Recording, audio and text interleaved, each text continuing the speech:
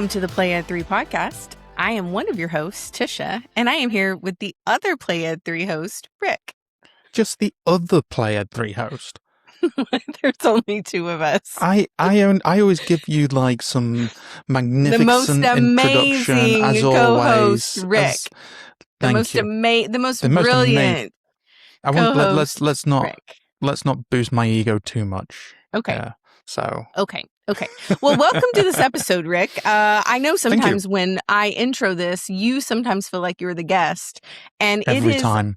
Unintentional that I do that. I think it's just the habit because I have hosted actually.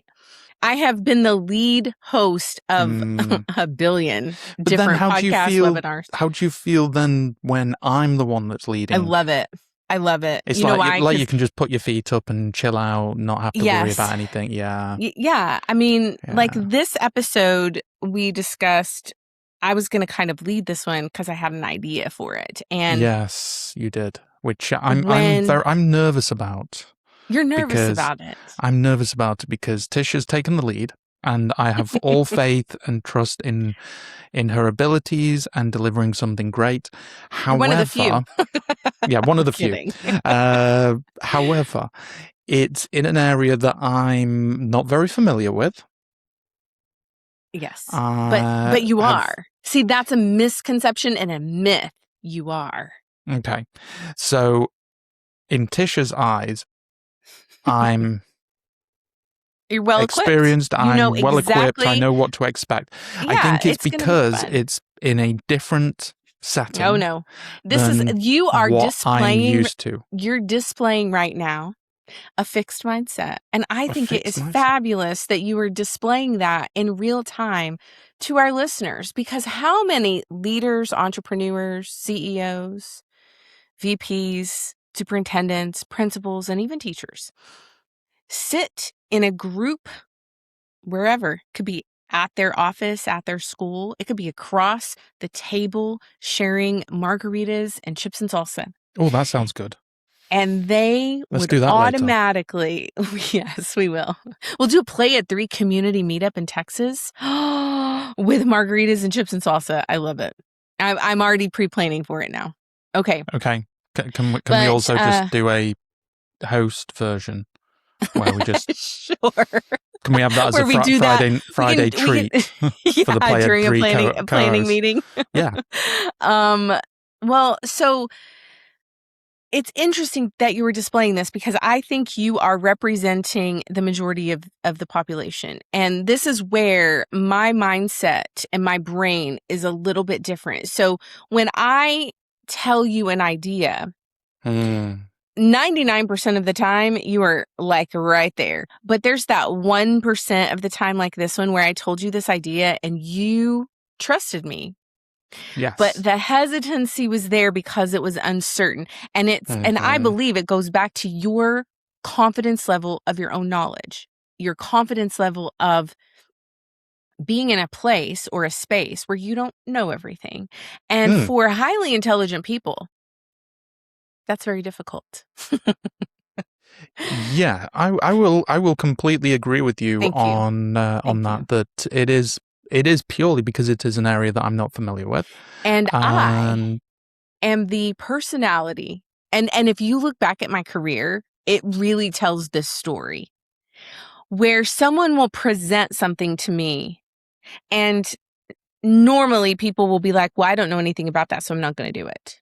And I approach it like, I don't know anything about it, and now I'm going to learn. And so I just hop myself right into that situation. And if you look back on my entire career, that is exactly the mindset and approach. You know, we talked in previous episodes about creativity and our life process. And my life process, and people, I think this is where there is a shift when people work with me, and you can attest to this because we've talked about it. But I like to dump everything on the table. You know, I'm imagining, we'll pretend that we're back at Disney Magic Kingdom, and you had a backpack and I had my little Lululemon sling bag or whatever. Yeah. And if we're looking for something, I naturally am going to be like, here's a table. Let's dump it all out. Let's sort it all out. Oh, Let's yeah, you trash the were. things we don't need, and we'll find what we are looking for. And this actually happened a couple of times when we were in line for the rides. I was like, can you grab my fan for me? And you would put your hand in the backpack and forever be looking for that fan. I was not Which forever. I was just reorganizing things because there was other things in the way for me to But get think the fan about it. out. Think about it. I even had a strategy for your backpack because I put all of my things in a mini bag. So it would be really easy to find my things in your things. I did it purely for the fact that there was going to be a lot of things and the possibility that there would be more things added to. This is what I'm hearing you say. I'm hearing avoidance in It's the not original avoidance, point. it's planning ahead. Well, okay. For all so outcomes. You plan ahead that way. When I can't find something, I'm just going to dump it out. And I think my approach to problem solving is not, it isn't the status quo. Like, I've learned that over the course of my life. I don't approach things like everybody else. And so when we're doing episode planning, you can really, you have worked with me long enough that you can speak to the fact that I'm going to throw an idea at you, and 99.9% of the time you are very receptive. But this one, you were like, I don't know how this is going to work. There was a level of uncertainty, and even now you're adjusting. If you're not watching, you can see him adjusting in his chair Fidgeting. because he isn't sure. And I think what I love right now is that you're really displaying what the majority of leaders in the world do. They are highly intelligent, and they are used to being all knowing. I'm going to put that in quotes, in the room. Yes. I'm not that type of leader. I am going into every role, job, situation, scenario going, I have no idea what I'm doing. Have no idea. But I know my capacity for learning. And so I think that's what's so unique. So this episode, I'm calling it Workplace Bingo is what we're going to do. But it's based on a conversation that you and I talked about with the upcoming back to school. BTS, which is not the band. Or behind the scenes. Or behind the scenes. BTS, when you're talking to teachers, if they say BTS, or if you're in marketing, which cracks me up. When I first joined Wakelet and our marketing team was like BTS, and I was like, I don't get it. And they were like, back to school. And I'm like, okay, well, that's not even what we called it. I didn't even know they were calling it that. And then there's PD, which a lot of people don't know that teachers are, that's a teacher language. I mean, it's code for, oh no, we're about to be locked down in a room all together, and we're going to learn all of these things that we may or may not agree that we should be learning. And if I say this phrase to a teacher, now you won't get this, but our listeners will get it, and they may or may not comment on it. If I say, and you should probably clip this one, so I'll let you just go ahead and bookmark it. If you say to a teacher, blood-borne pathogens, immediate emotional reaction, immediate. And I'm not going to say anything further. And if you're listening and you have no idea, you're going to have to Google that. And I will repeat the word for you, but you're not going to say anything. So even when you learn it, I want you to hold it. Just going to hold on to that knowledge. But the phrase blood-borne pathogens, that is an inside joke among educators, and it goes on for decades. And you're probably still not going to really learn about what it means for teachers unless you add like PD or teachers into your search. But back to my idea of workplace bingo. I was discussing professional development with you, and I was trying to come up with an analogy so that you, outside of the education sector, the teaching sector, would understand exactly what back to school professional development means. And this is the best way I know how to explain it to all of you listening who may not be educators. And if you are an educator and you've never been in the business world or the corporate world, you're also going to learn something. So professional development week, back to school professional development week, usually is about 5 to 10 days, depending on if you're a new hire or a returning teacher. I just And want it to make is, it clear, isn't this like the most exciting part of all teachers' academic year? I'm not, PD. you have to let me finish. You have to let me finish. Okay. You're already coming in with some opinions. No, this is not. Look at Okay. me shutting you down right away. The teacher part is coming out of me. Now, this is the thing. It's either 5 or 10 days, and for some, it could lean into your 15 to 20 days. So when we say teachers get summers off, that is a hoax, okay? I'm just going to say it again. I say it every year back to school. That is untrue. Here's how I'm going to compare that for all of you who aren't teachers.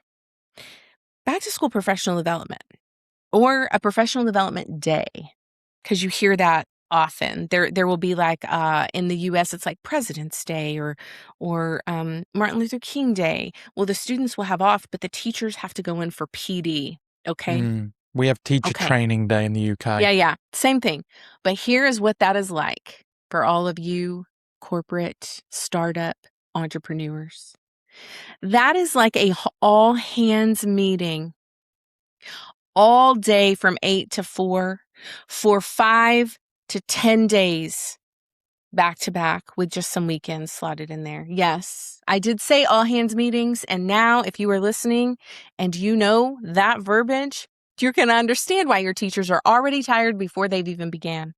You're going to understand why a day off with PD isn't a day off, because if you know about all hands meetings, that's everybody in the entire company coming together for a common cause. The meeting could be an hour, 2 hours, sometimes 3 hours for all hands, virtual or in person. Now you're just imagining doing that for the whole day, 5 days in a row. Yeah. Plus, then you'd have to go get your office ready. So your office starts from nothing. You have nothing in your office. It's blank walls. And now you have to make it look ready for business meetings. That's essentially what teachers are doing in that time frame. So you got me in an all hands meeting, learning some things that I probably learned every year and could probably now teach bloodborne pathogens. And you want me to get my room ready for my students and also throw in a meet the teacher one of those nights after I've done my all hands meeting for the whole day. You see where I'm going with this. And so I think now you have a little window into what the beginning of school is for teachers. It looks fun. It looks like rainbows and unicorns. And some of it is, but the majority of it is how I just explained it. So Right. how do you feel after that explanation? And has it changed your perspective on PD? After hearing that, I'm ready for a summer holiday. Or a winter or a spring break. Yeah, exactly. Just give me the summer holiday, I think, because nicer weather at least. Well, give me a 3-week fine, break where I'm not actually doing anything. Fine, but you wonder, like, a lot of teachers, we've met a lot of teachers in our Play Ed 3 days, in our Wakelet days, who are going to conferences. Sometimes their district is paying, sometimes they're paying out of their own pocket. Yep.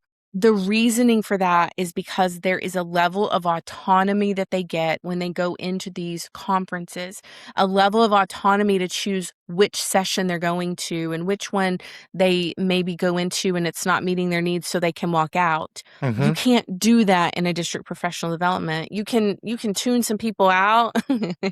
you can try to do, and y'all know if you're an all hands meeting, you can try to multitask and do some like lesson planning while the presenter's presenting.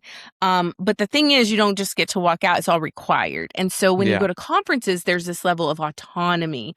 And I think it's really important. We talk about this in our book, Today's Learners, Tomorrow's Leaders. We talk about entrepreneurship skills. We talk about student autonomy. We talk about teacher autonomy and adult learning. We talk about best practices. And so what I've done for this episode is I've actually, Rick, created a bingo card with the help of my boyfriend, Chatty G. You can find you can That's new. find you can find the bingo card that I made for you in our Google Docs script. It is linked there for you. Thank you. And that's really all you're going to need to open right now since I'm I- leading this episode. The biggest problem that I had was I went and closed Google Drive right Awesome. before we started recording. So Amazing. give me a moment Okay, while well, I go let me and explore and find let me that fill file the right now. I'm gonna fill up the space here. So those of you Please, please. listening, as Rick is looking for his bingo card, I want you to know that we both have bingo cards. We Found it. each have a bingo card. And what I want you to do as you are listening along with us, I want you to be thinking about your workplace. It could be in education, it can be in corporate, it could be in a startup. You might be an entrepreneur having meetings with clients. I just want you to be thinking about your current environment or even your experiences in other environments. Okay, Rick, so you have your bingo card. I have my bingo card. Did you make this like 200 pixels by 200 pixels or something? Because every time I'm zooming in, it's going very blurry. Very pixelated, I'm I not should sure say. why you would need to zoom in. If you look in the episode Yeah, folder, I've got it. I've downloaded it. I've there's opened it also up. a PDF. So you've got the Oh, Tisha and Rick Workplace Bingo Card PDF, and then there is a Rick Bingo Card PNG. I love how they're getting to see us work behind the scenes as I'm leading you to the place you need for this activity. This is exactly what happens okay, in a the PD. PDF is better. The PDF is better. This is you are displaying this entire episode. If I were training and you were a teacher, imagine 80 Ricks trying to look for that document that I have shared. That would go so smoothly. Would it? In so many ways. Absolutely it would. Where's you that seem slide to deck? have a different opinion. Is this version 1 of the slide deck or version 10? I don't think I have the right link to the right slide deck. But do you think that you could get this ready for me by C? All right, that's where I want you to be thinking, Rick. Okay. All right. So I love that we are Play Ed 3 because we are making things fun today, and we have some questions for you to think about. And the central question I want everybody to think about who's listening is how many workplace habits exist because they are useful or exist just because, quote, that's how we've always done it. That's how I've always learned it. That's what I know. So that's what we're doing. And it's really important to think about, are we doing them just because, or are we doing them because they're genuinely useful? And I want you to be thinking about that, okay? So this game is going to go like this. There are a couple of rules, okay? So we each have our bingo card. Yeah. Okay. And what we're going to do is it's very simple. We're going to take turns choosing a square, and we're going to read that square to the audience, to the viewers. And then we're going to discuss it a bit. And we're going to say if we've experienced it or not. And if we have experienced it, we're going to mark that bingo square off. Okay. The first one to get a bingo from these cards is going to then confess the workplace habit that they are personally most guilty of. Okay. The one that wins. The person that gets the bingo first, yes, will confess the workplace habit they're personally most guilty of. Okay. Right. Okay. Do you have what questions do you have for me? I have no questions apart from I'm taking a screenshot of what you've sent me, well, the PDF version, so that I can at least draw on it and mark off the ones that I've done. We're making things accessible. See how this episode is actually us putting the things we say into practice. Okay. There we go. I'm ready. I'm not going to draw on mine. And that's just because if I do that, it's going to take my attention away from hosting, leading, playing, and also trying conversing. to win. I don't know. Listen, I looked at the cards before and I already know. Okay. So I'm going to let you go first. We're going to give you, since you are our quote unquote like guest, you're the Rick and Tisha guest for today. Okay. I'm going to let you go first and you get to pick any square that you want. Obviously in bingo, every bingo card has a free space. Do you have a free space on yours? I do have a free space. Great. What does yours say under free space? Could this be simpler? Great question. And my free space says busy does not equal productive. Do you agree or disagree with that? I agree and I disagree with the statement of yours. I definitely, I've heard that way too many times. Could this be simpler?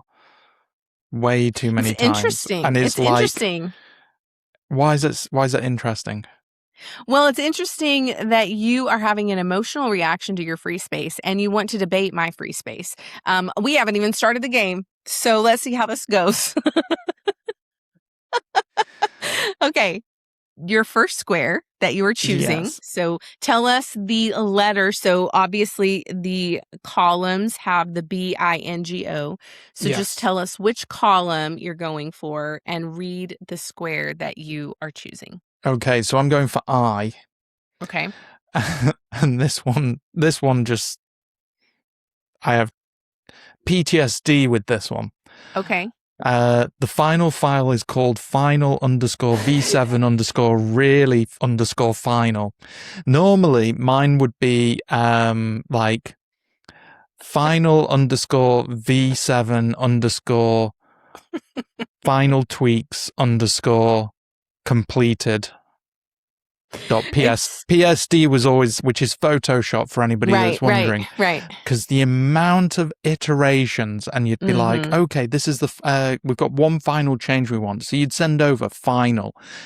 And they go, oh, we've got a couple more things. One more. And then you have final V2. Could this be simpler? Yeah. Oh, can we move this? Could we add a third column? Final V3 extra column. And then something else, and then something, and it just goes on and on. So and that has happened to you. That is oh yeah, you are now marking that off for yourself numerous times. I think probably the majority of people listening have had that scenario. I have. V7. I actually once, no kidding, I once named a slide deck file in Canva the very last slide deck I will ever do. And that was within the last year. I'm not even kidding. Wow. Okay, so you have your first square. So now I'm going to find one. And I'm going to see if I can find one that is very much about education. And I'm going to go with, I'm also choosing column I. Oh, okay. Copycat. A meeting that should have been an email. You go into a meeting. It's supposed to just be 25 minutes. It goes to 30 and 35, and then someone asks a question, and now you've been in there for 45 minutes. And under your breath, or to the person next to you, this is teachers for sure. This, what did we use? Now I'm even forgetting what we call this staff meeting. Could have been an email. This could have been an email. And it's interesting. Yes, I have said that, and I've also felt that. But I don't think that it is just education because the way that you laugh. Yeah. So it's interesting because when Ryan and I were at Wakelet, we used to do a strategy presentation to principals specifically on how to utilize technology to make those meetings shorter, more intentional, or an email. Do you feel like most meetings, though, are literally, they take so long because of two reasons? One, there's no agenda. And secondly, two or three people kind of hijack the meeting. This is what I think happens. I think a lot of meetings are knee-jerk reactions, or we have to do this. meeting because we have to have a staff meeting once a month or an all hands or whatever we're doing. And then it's like, oh, how are we going to fill the time? And then you fill the time, but then you also overfill the time. And then it becomes like, I always say it grows legs and now it is walking off with you on its back, essentially. But have you ever experienced where something that's been sent as an email and you're like, you end up going back and forth with the email and it's like, why didn't we just have a 5-minute meeting? Absolutely. So where's the middle ground with those kind of things? Well, I think that, it's interesting because I think that every generation has a different way to deal with that. And I think I really have experienced where different generations have different internal silent rules about office etiquette, and email is included in that. And I think some people don't want to talk to other people. Yes. So they're just going to send the email. And what if they're sitting across from each other and they literally can just look up and have a conversation, but they email each other? I mean, that would be... Or Slack each other, or that would not be a good use of time, I would say. But yes. Okay, I digress. It's your turn now to pick another square. Okay. Am I supposed to see the one that you had on my board, or... No, we're just looking at our own bingo cards. Oh, okay. Yeah, you're only responsible for yours. Okay, fine. I trust you. Oh, there's so many that I could go for. This one's always a classic, and especially for developers. So column G, first one, the presenter says, it worked earlier. And that's happened in the biggest one for a developer. Well, it works on my machine. And I've used that before myself, and I've heard multiple people say that before. Well, it works on mine. You've said that to me before. I know I have. Well, it works on mine. I don't understand what's going on yours. Yeah, that's a classic. That is a classic one. So that's good. I'm going to stay in row 1 because I'm going to try to get the bingo. I already have the first, the I. And so now I'm going to do this one. Okay. And this is O. So a forced icebreaker. Okay, so let me give you an example from a teacher perspective in a PD. So you're in a PD. You already kind of don't want to be there because your brain is thinking of the 1 billion things that you need to get done. Yeah. That are not in the physical space of the PD.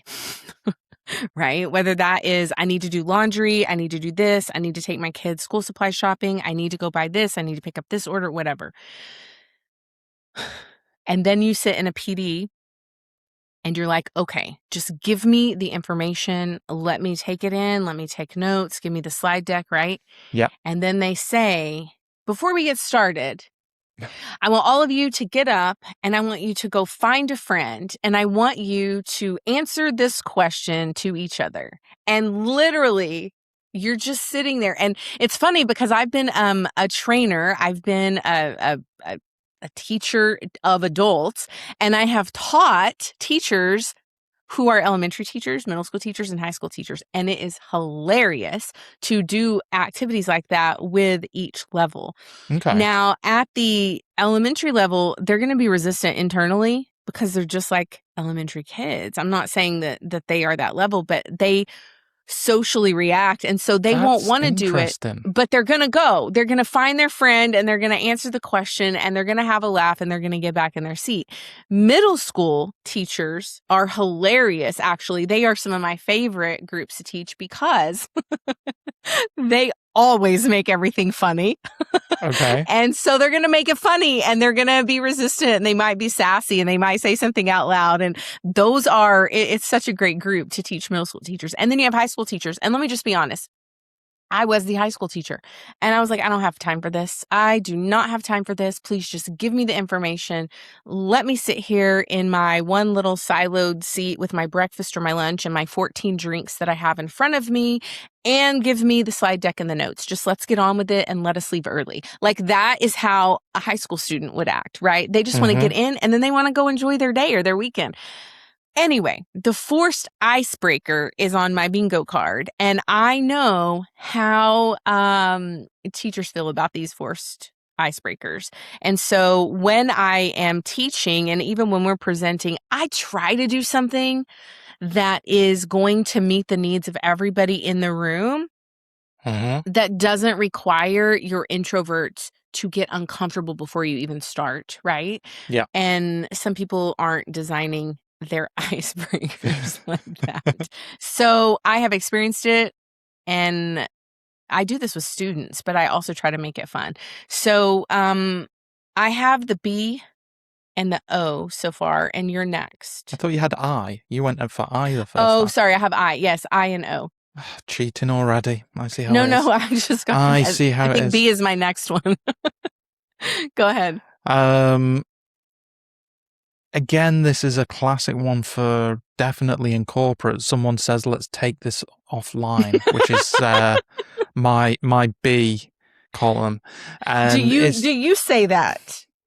Let's take this offline. I do it because the meeting going off in a completely different direction than what it's actually intended. So it's a nice way to say, this is not what this conversation is about. Let's talk basically about it later. Like, this is irrelevant to this meeting right now. Let's take that part offline, and you guys go discuss it, because half the people in this room don't care. Do not care, or it's not important to them, or whatever it is. Irrelevant to them, It's irrelevant, and it is a way to kind of bring a little bit of control into the meeting. I think the same thing happens at a staff meeting, though. I mean, you have a couple of topics, and then you have somebody ask. It is so funny. I wish you could like be a fly on the wall of a staff meeting, because it's the same type of deal, but usually in person, right? And so the person's asking a question that has nothing to do with the entire agenda. Yeah. Yeah. And you see the principal or the superintendent, whoever's leading the meeting, is like caught off guard. And if you aren't ready to have an answer to that, the whole thing is skewed now into this different route. I think when it comes to that kind of statement, I think there's a better way to actually approach these kind of things, rather than just saying, let's take this offline. Because when I hear let's take it offline, basically refers to me like, let's take this offline. We're not talking about this ever again. The moment we leave this room, everything's over, because we're going on our own. Do you know what my answer journeys is? Go on. Because I have experienced this not just as a teacher for all the years, but then also as a technology coach and a trainer and a consultant, and even a webinar host, right? Like while I'm managing live chats, and someone will ask a question that hasn't. Are you still there? You look frozen. I'm still here. I'm listening to you. You're listening so intently. Yes. I'm involved. I'm completely zoned in on what you're saying right now. If I start doing this. Oh, I know. You don't even have to tell me. I already know when you start looking away from the camera intentionally. Anyway, continue. So, spitting all over the place. I always say this. So here's my solution to let's take this offline. I never say that. I am that person who's like, I'm not saying the catchphrase. I don't like it. So I normally will say, hey, that's a really great question. I don't have an answer for you right this second. Please send me an email so that I can get something booked in for us to chat. And so I will just give, like on a live webinar, I'll give my email address. If I'm in a training and I'm with people who already know my email, I'm like, right now, send me an email. Like, send me the email with the subject line of this. That way they know that I'm not just pushing their question or thought aside, but I'm going to I'm going to loop back to it. I want them to know that it's important to me, but I also want them to know that I have to move on, because it's a whole meeting, right? Yeah. That's where I would be saying more along the lines of, okay, let's if it's a couple of people that are discussing it, why don't you guys go and organize either a separate meeting or have a conversation right after this to discuss that matter? Or shoot me a DM, like send me a Slack message and let's just chat. We won't like ignore it, which is what I feel with the let's take this offline does, because it kind of shuts it down in the moment. Yeah. But communicating. How about You know we have a what conversation else? straight after or something like that, Do so it's you know being what listened to and else? respected? Oh, I just What say it else? again. Say it again. The way that you said read your square again. Reread it. Someone says, let's take this offline. Now, I want you to say it to me as if we're in a meeting and I've asked you something that is not even part of this meeting. Okay, well, let's take this offline and let's get back to what we were just discussing. You say it friendlier than I've actually heard it said before. So that's what I was listening to see. Because Is that I just think, not my British way? no, I mean, I'm saying that We always some do things people, very politely. you do. I think what is interesting though, is if someone tells me that and it's not in a friendly way, I'm like, oh, well, I shouldn't have said anything now. Or like there is the energy shifts. I think when you use phrases like that, the energy shifts wherever you are. And it also shifts for the people in the meeting. Yes. Yeah, it does. It does change that kind of dynamic and stuff of where something's going. That's why I think the wording and actually having a plan of what to do next with that particular thing shows you're not shutting it down. You're just trying to bring a bit of order to what the purpose of the meeting that you're in is actually for. Yeah, it's really leading the team that you're working with through the norms of that particular time. Yes. Okay, so you have 3 squares, correct? I have 3 squares, but they're not in one row. Oh, your strategy was okay. Well, my strategy is row 1, and I'm going to keep going in row 1 because these are really good. I am now going to do square B. Okay. And this is my 3rd square in the same row, so I can get a bingo. We'll see. Someone reads directly from the slides. This is the bane of my existence. And the reasoning is, I'm going to tell you the reasoning because it didn't just happen in the last year or 6. No, this has been the bane of my existence for my entire career. Since I was probably 18, 20, 21, when I first took that multimedia class at Lubbock Christian University in Lubbock, Texas. And we were learning how to create PowerPoint slides. And I was a natural, like I learned this in high school that You stared at the screen the entire time, didn't you? No. And this is how I knew that this was my talent. And I know that, and I recognize it's not everybody's talent. I do recognize that. But it's also something that I started off teaching my students in the year 2000. When we were doing presentations, business presentations, they had a topic, they did some research, and I was teaching them PowerPoint, and then they were going to present their presentation to the class, and I was grading them on how many times they said or how many times they were staring at the screen, if they were reading directly from notes. This is not something that I just started doing when you saw me do it with Wakelet or Flipgrid. I've been doing this and teaching this for decades.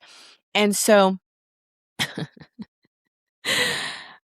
we do this when we present. I mean, you and I naturally say, we're not reading the slide to you. We are going to give you the slide deck for your learning and your feedback and reflections after so that you can go back to it, but we're not going to read you the slide. And so you and I talk about this pretty often when we're doing slide decks and creating them, because you will, and it's funny, this is the first time I'm really even talking to you about it, but you will go into that entrepreneur corporate slide deck vibe. And I'll be like, Rick, we don't need any of that. Hold on. Let me say, I'll be like, Rick, we don't need all those bullets. Just give me a quote. Just give me a picture. And you're like, only a picture. Yep, only a picture, because I'm going to tell a story. There's a purpose for that picture. And that is just something that I naturally have done. And I do think and I have experienced it I always experience someone reading directly from slides. And I used to take off like 10 points from my students' rubric if they just got up there and read from their slide. I was like, absolutely not. No, you cannot do that. And I was teaching them this in school. And then you go into some businesses and some meetings, and what happens? Yeah, they're reading straight from the slides. Well, I can tell you the brain science says that's not making any of that information sticky to the person sitting in Yep. that meeting or Yep. in that classroom. Yeah, So I agree reading with you. directly from a slide is so what do you do instead? What do you do instead? Well, I am telling you, tell a story, use a picture, use a quote. Have I used to give the rule of my students to only use 3 bullets per slide. Only 3. And you're not writing paragraphs on each of those bullets. So they were wanting to write a whole English essay in 3 bullets. And I was like, nobody can even see that. And you're going to sit there and read it to them? Mm-hmm. No. So I was really about teaching them how to summarize and succinctly say what they wanted to say. And those bullets are just like directional arrows when you're driving, right? Like it's a green light, a blue light, a yellow light, it's like the street names or whatever.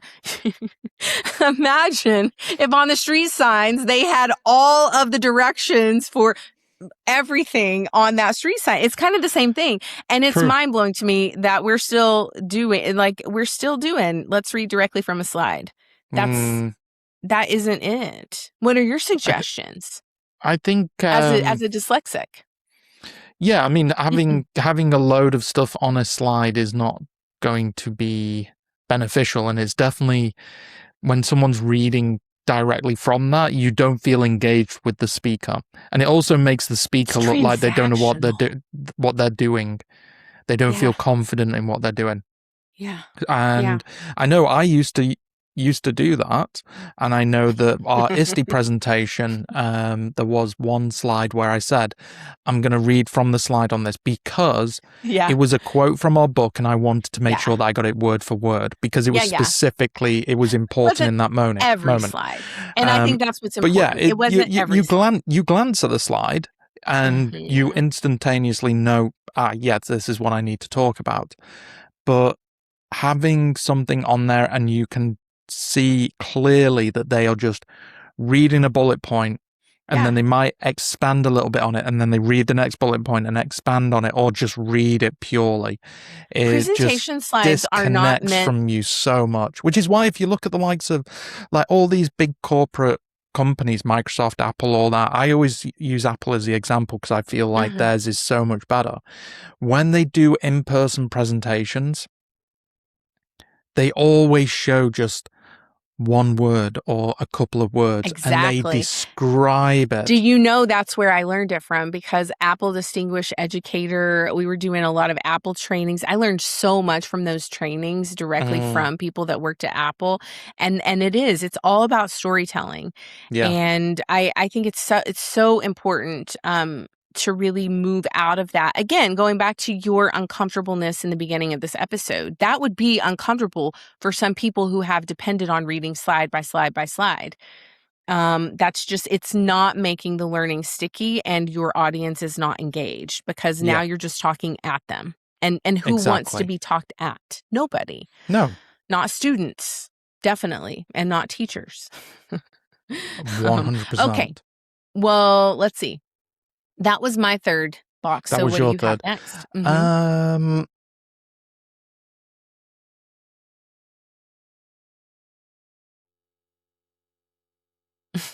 You're trying to You're win giving now. me way too many options, and I'm trying to decide which one's going to be the best. I mean, you chose your path. Was your path to winning or no? No. I was just picking out the ones that were my favorite. That you liked. Yeah. You also had the free space. So, I mean, a great strategy would have been to start with the column N or the third row, but neither one of us did that, you see. No, completely avoided it.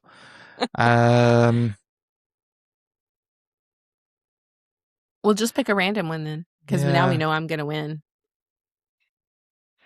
This one's always a classic. I'm in column N now. The shared link requires permission. I'm guilty of that. You're guilty of that. I try.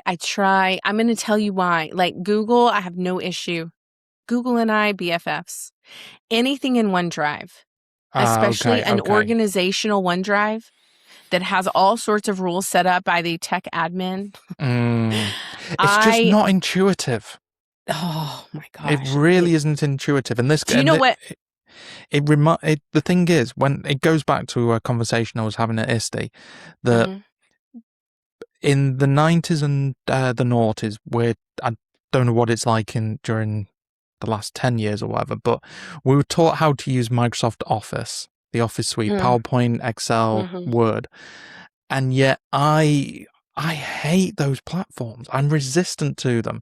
I would rather use Google. It's simpler to use. It's all online. Obviously, you've got OneDrive and stuff, but Google's is just seamless. It's in one place through the browser. I know how to use it. Everything's in my Google Drive.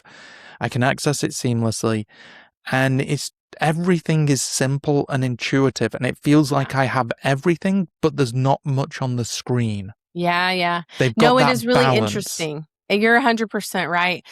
This is going to go with your square is going to go with my next square, which is nobody can find the shared document. And this is another strategy that Ryan and I talked about. This is actually how I started using Wakelet. It's so interesting because there will always be an intersection of Wakelet because it solved a lot of problems for me. And one of the problems I had as a technology coach, instructional technology specialist, a trainer, whatever, was there were so many links. This is the reason Jam even created the platform. There were so many links and nobody could find the links. And so I was creating documents in Google Drive in our Google EDU space and emailing those out, putting them in Schoology or Google Classroom, whatever we were using.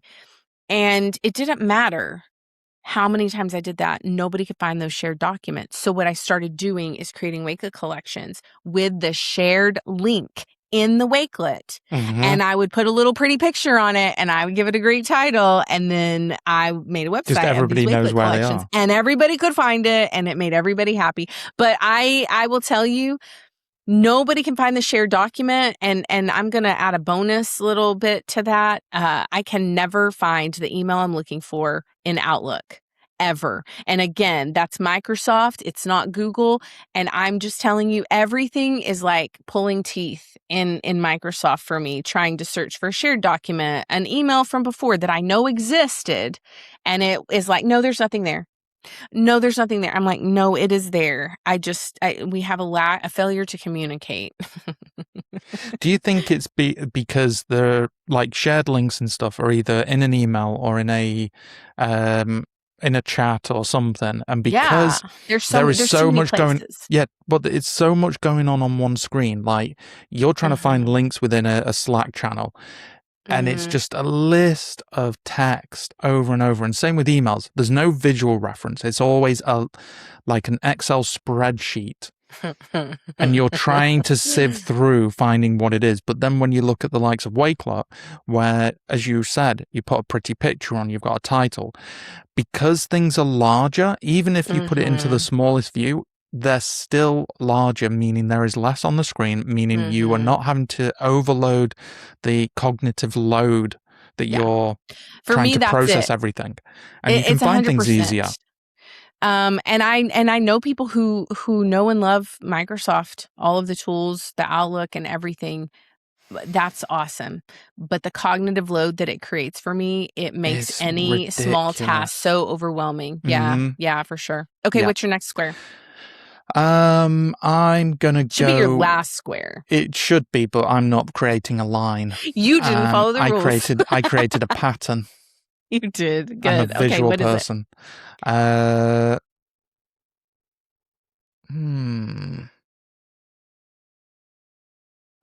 This is interesting. I'm trying to find something in O, but the only thing that I've got with O, let's put a pin in that. I feel is very similar to the let's take this offline approach. Let's circle back. It's the corporate style wording every single time. Let's put a pin in that is in a way, shut up kind of thing. Do you know what is funny? Okay, so you just said it's the corporate verbiage. There is a word that I don't know if you know, Ryan, if Ryan McGinnis is listening, he'll know. It's this one word and it would trigger me. I'm not going to tell you why it would trigger me. We are not even going into that, but it is this one word. And I swear to you, for the rest of my life, when I hear this word, it is going to like give me PTSD. Hey, just ping me when you're ready. Ping. Yep. I one day looked up the meaning of ping and its origination because I despised it so much. I wanted to know who started it, why it even mattered, and why do we use that? Okay. What's the I don't history? remember because my anger got the best of me and I've forgotten. Because even now, just talking about it, just ping me. Or if you remember this one, and this was very much the British, and this is a funny one. Remember when I first started working at Wakelet, and you messaged me this, and you go, "Hey, are you free for a chat?" And I was like, "Oh my God, I'm in trouble!" Like immediately, "Are you free for a chat?" I remember thinking, "No, I'm in trouble. I did something wrong for sure." And then I remember saying a chat and you were like, "Yeah, like a conversation." And I was like, "About what?" Like, so there's like, it's funny because now I don't think about that. If you said to me, "Hey, are you free for a chat?" I'd be like, "Yeah." Yeah, let's jump on. But there are these silent rules that I was still learning outside of an education setting. That's so funny. Okay.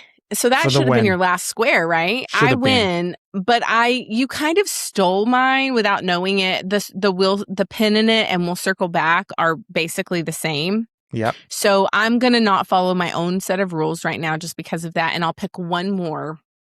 And we'll see if you have experienced it. Let me see.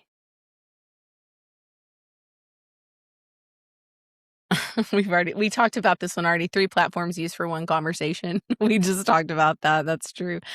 Okay. I'm gonna take a risk. I'm gonna say this one. I think it's probably gonna put you on your soapbox. I'm trying to be really careful with that. Real careful because of our time frame already. We're already almost an hour in. Yeah. So okay, and we're going to end on this because I think this is really timely of educators and students and innovators and entrepreneurs. Okay. So my last square is innovation is requested, but risk is punished.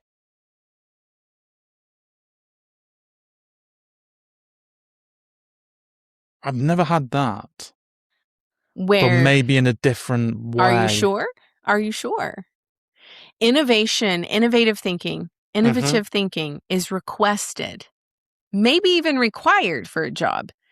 Yeah. But then the risk of innovative thinking, innovative problem solving is punished. No, I wouldn't say I've had that. I have had that multiple times. Yeah.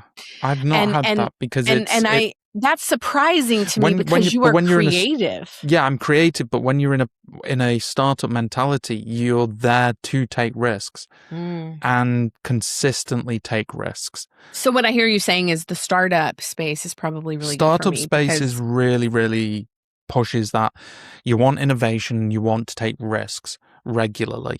You need to feel comfortable. It's for a startup, you need to feel comfortable about taking heavy risks and recognizing when a risk isn't going in the direction you hope it would quickly. And I think we need to be really cognizant of that with our teachers who want to innovate in their classrooms. Our students who want to innovate a project. I mean, you've displayed that actually today with this bingo game where I gave you the rules and instead of doing the rule, you made a pattern. And I didn't get upset about that and say, well, we can't do the game now and that's wrong. But that would be I'll do it how I want. Negative feedback loops that we've been talking about. And we're looking at confident feedback loops, which would reward the fact that you didn't do it status quo. You challenged and said, you know what? I don't care about winning. I want to do a pattern. That actually is innovative thinking. Yep. And our students need more of that. to solve the problems, the real problems in the world, is going to take innovative thinking. Why do I keep switching between the British way of saying innovative and the English way or American way of saying innovative? Because I'm You reaching really both wanted to say audiences, both. English. I did. The And then I went, wait, British way and the English way. I know, but because England won. They're the I third place know. They World got the Cup third champs. place. That Yes. game, I got to rewatch the replay because it was so good. It was probably the best game It I've was a ever good seen. game. I It was a good loved game. it. 10 goals in a match. That was... Talk about innovative being requested and then not punished in that game, because we thought that Bellingham was going to do the penalty kick, right? Mm-hmm. And who did it? That was original thought. That was the original thought. Saka. That's what everybody thought was going to happen. But funnily enough, it wasn't actually. If you watch the interview with Bellingham, he said, "Oh no, sorry, not Bellingham, Saka." He said Saka was originally going to be taking the penalty kick, but if you actually watch it, the French goalkeeper was trying to intimidate Bellingham as much as he could, even though the referee had said, "Get in your net." Yes. Keep going. And he just stood there. He didn't do anything. And he was just constantly intimidating. And then you saw Bellingham going past the ball to Saka, and it was like, you've been intimidating the wrong person. Right. Now that you've got in your net, now the right person's actually taking the kick. And that's what I'm saying. There is like that innovation. Innovation is required. And I do often think that innovation gets punished because people still internally want the status quo. They're uncomfortable with innovation. And so I think this is a really great square to end on, because as you go into your next meetings, as you go into your next work weeks, your new school years, your new classrooms, remember that innovation is where the great things are happening. And punishing that means we are not going to get to experience the great things. Yeah. That's wonderful. Thanks. That was a nice sign off, Tish. I mean, I think you should lead a lot more episodes. How do you fancy doing the next 40? No. I will be working on a newsletter though. And if you got this far, now there's that Easter egg that Rick and I have been working on, a Play at 3 newsletter. And I think that this activity is one of the ones that we can pop in that first newsletter. So if you're wanting our bingo cards and you want the idea of using this as a icebreaker, perfect opportunity. So perfect opportunity for you. Yep. So the link to our newsletter will be in the description below. We have also got a new website that is live, which is played3.com. Please go check it out. You can also sign up to the newsletter via the website. That has all our episodes actually on there. It's been long overdue, but you've got the ability to watch and listen to each individual episode. It's got all our amazing guests on there, and it's nice to actually see everything in a nice Play 3 style. I think it looks so good now. I'm so happy that we've got it. So please go check that out, and we look forward to seeing if you are interested in our newsletter. It's all new to us. Well, Tisha's done it plenty of times, so she's got full responsibility of that one. But yeah, anything else from your side, Tish? No, keep innovating. No? Amazing. Yes, keep innovating. If you've enjoyed the episode, give it a thumbs up, subscribe, follow wherever you are listening to if you are not already, so that you don't miss any future episodes. And until next week, we will see you then. Bye for now. Bye.